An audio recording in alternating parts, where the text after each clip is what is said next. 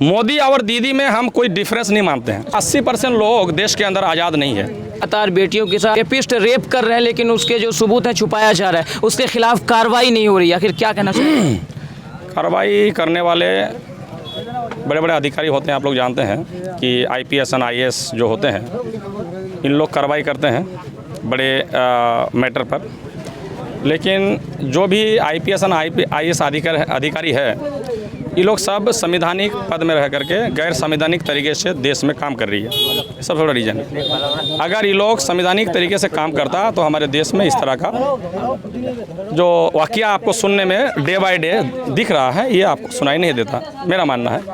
दूसरी चीज़ ये है कि देश के अंदर मनोवादी तंत्र है और डेमोक्रेसी खतरे में है। डेमोक्रेसी का नाम हम सुनते हैं सिर्फ खुशी के लिए, आज़ादी हम मनाते हैं सिर्फ खुशी के लिए। आप बताइए, 4 दिन पहले आज़ादी के लिए हमने जश्न मनाया। मेरा मानना है कि आज़ाद देश में अगर इस तरह से हॉस्पिटल के अंदर 20-20, 25-25 आदमी मिलकर रेप हो जाएगा, आज़ाद देश में 24-24 घंटा हमारा माँ बहन को न्यूड करके घुमाया जाएगा, तो मैं नहीं मानता कि उस देश में डेमोक्रेसी लागू है। जिस राज्य में एक गर्ल्स CM हो, फिर भी उसमें वहाँ पे गर्ल्स मतलब देखिए, गर्ल्स का मीनिंग है इनका ना फैमिली है। सबसे पहली बात है, इनका ना फैमिली है।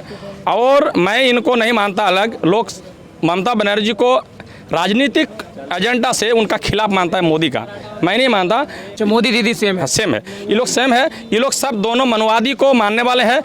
मजबूरी में मनवादियों को संविधान का सहारा लेकर देश के अंदर चलना पड़ता है, लेकिन ये लोग मन से संविधान को नहीं मानते। इसीलिए देश के अंदर ये बदहाली जो आपको देखने में दिखाई दे रहा है। PM है नरेंद्र मोदी जी बेटी बचाओ बेटी पढ़ाओ का जो नारा देते हैं, सबके साथ सबके विकास, तो इनका अपना कोई चीज़ भी अपना नहीं बोलता है। इनको बताया जाता है RSS द्वारा, RSS के ब्राह्मण्स द्वारा जो चीज़ बोला जाता है उसको बोलना पड़ता है। ये मजबूर है।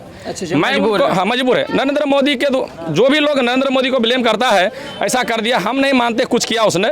उनको रखा गया है, बेचारा है वो, उसको बेचारा रखा गया है। और उसके लिए उनको 2-4 लड़कियों को बाहर से फॉरेन से बुला करके उनका पूरा आपका जो फेशियल करने के लिए, उनका पूरा चेहरा को चमकाने के लिए, आप कहीं पर भी देख लीजिए जहाँ पर नरेंद्र मोदी बैठा होगा, जो अपने आप को फकीर बोलता है, उस भिखारी को जहाँ पर बैठा हुआ मिलेगा, उसका चेहरा देखिएगा चमकता हुआ मिलेगा।